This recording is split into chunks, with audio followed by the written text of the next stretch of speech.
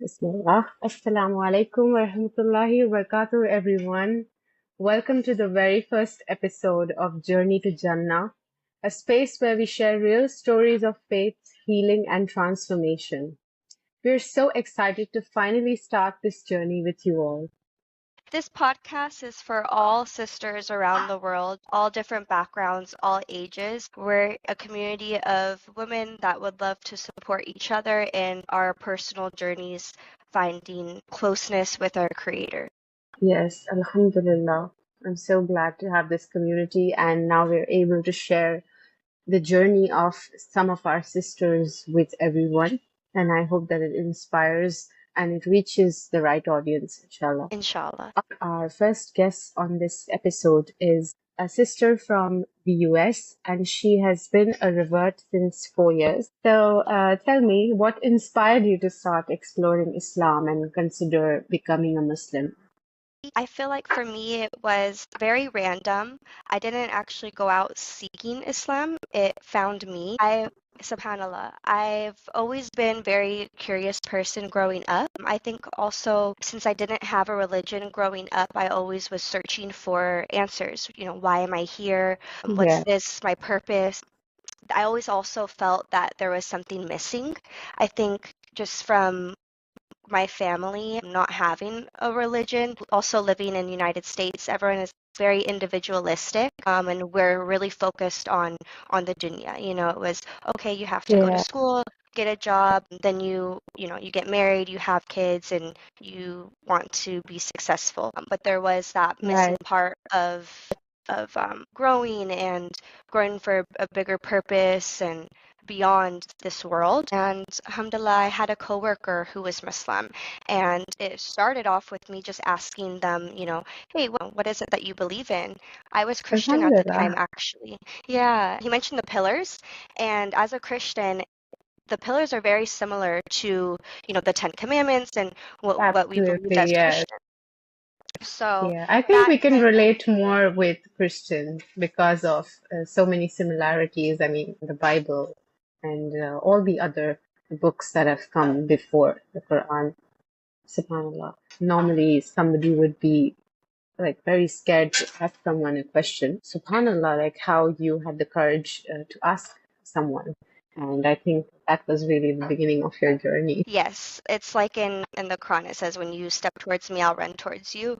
I didn't even know I was taking that step, but as soon as I took that step, it happened so fast. And so I decided to pick up the Quran just to, as a Christian, just to read it. And I remember asking God at that time, teach me something from this, because I used to read the Wow. Bible and I would flip to a page and it would speak to me. So I thought, okay, I'm going to do the same thing with the Quran and see what God is telling me. Is this something that's true, or what can I get from this information?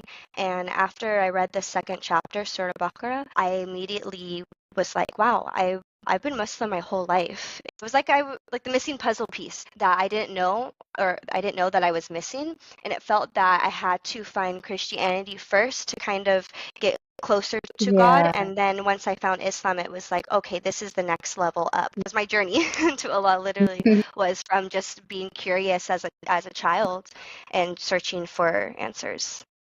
It's crazy how some of our experiences we never imagined would have led us to faith.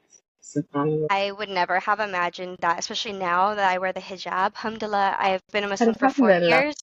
Yeah, and MashaAllah. now a hijabi for I think 2.5 years or 3 years maybe. Allah Mubarak.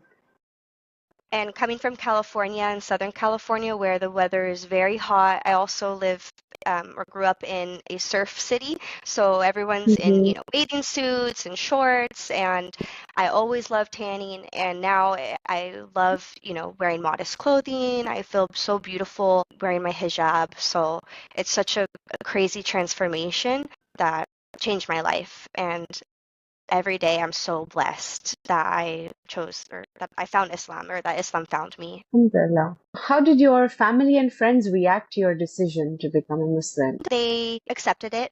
I think because for them, since they didn't have a religion, they didn't feel like I was betraying them in any way. For Uh, them, they were happy that I found something I was passionate about and something that was keeping me safe, in the sense that, I can't drink, I can't, not that I yeah. can't, but I shouldn't. All these Mhm. things that I shouldn't do and that are forbidden are for my health and are for my best interest, which as parents, that's what every parent wants for their child.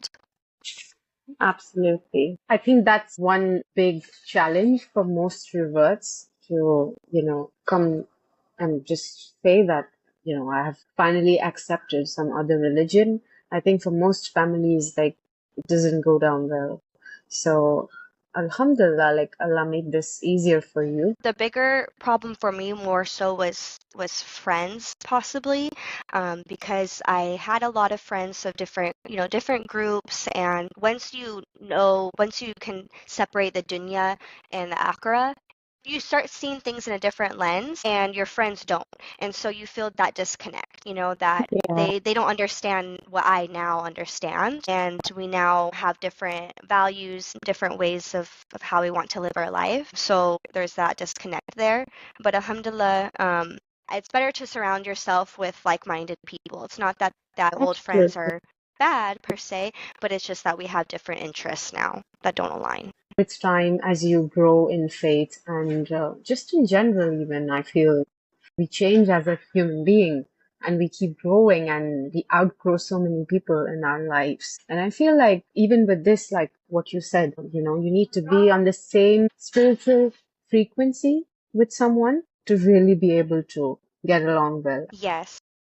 Another thing, though, with regards to being a revert, in a family that isn't Muslim, or when you're first starting to find Islam and you're changing your friend groups, it's a little bit hard to find Muslim friends if you don't have anybody to kind of introduce you into the community. And so I Yeah, remember my first Ramadans were very, very lonely. But now that I look past, looking back on it, it's all for a reason, right? Those lonely Ramadans brought me so much closer to Allah. I learned so much more information because it was just me and him. How did you find support and guidance in your early days as a new Muslim? My early days as a new Muslim really was just me and Allah subhanahu wa ta'ala. It was a lot of YouTube videos, a lot of lectures, and alhamdulillah, there's so many on YouTube that you can find about all the prophets, and different du'as, the 99 names, and even just the science aspects of it, which I really enjoyed. And I also found a lot of comfort just listening to the Quran going to sleep. Many nights I would just listen to the Quran both in English recitation and Arabic. That's kind of what drew me into Islam as well, was the peace that it gave me. Just listening to the recitation in Quran, it was so hmm beautiful that even if I didn't understand what it was saying, it still spoke to me. It spoke to my heart. subhanallah. And then it was still lonely, just kind of being by myself, researching.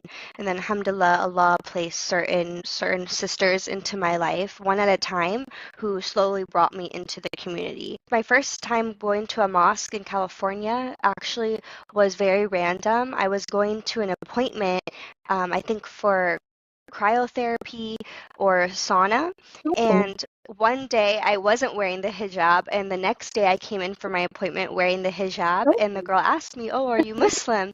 And she she doesn't wear the hijab, so I didn't know. And like, alhamdulillah, I wore the hijab, because without that, we would have never met. oh, wow. Um, Subhanallah. she So invited me amazing. to go to Juma prayer. So that was my first Friday Juma prayer, was with an employee So it was of totally this place. Very unexpected. I barely knew her.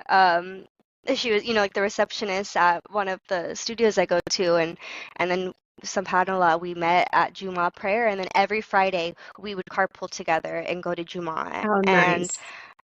I slowly started feeling more comfortable being in the masjid. Mashallah, I mean, how Allah subhanahu wa ta'ala has, eased out the way for you, because it's really very difficult for many reverts. I've heard a lot about reverts wanting support, being new to the religion, and then they also fear being taken advantage of by some people because, when you don't know certain things, like people can give you misinformation as well. So, subhanAllah, it's a That's very blessing that true. everything was easy for you.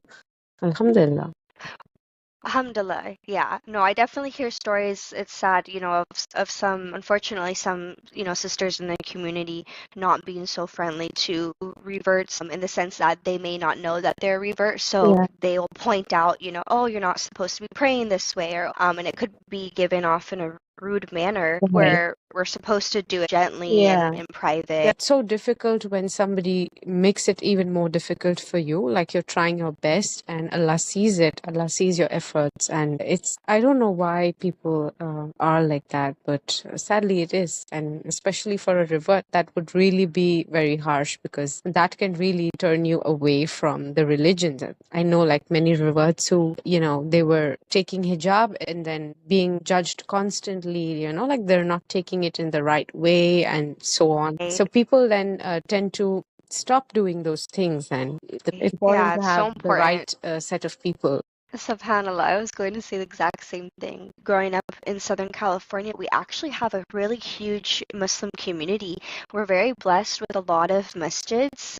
Yeah, in my county, there's maybe 5 or 6 Wow. even, and all of them are actually very established where they have weekly halakas, revert support groups, other groups for young professionals, 21 to 35. There's a lot of opportunities to meet other Muslim Yeah. sisters, all ages. When I was going to the halakas weekly, even multiple times a week, that's where my deen was the highest. Yeah. And then October 7th actually happened maybe like a few months into me being very consistent in the masjid, and I think that kind of changed in the sense where I started going more, protesting and things like that. That's another story for maybe another episode. It's nice to know that you were out there for the protests. Alhamdulillah.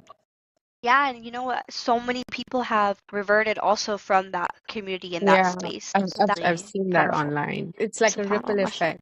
Mm-hmm. Subhanallah. Were there any misconceptions about Islam that changed for you after converting?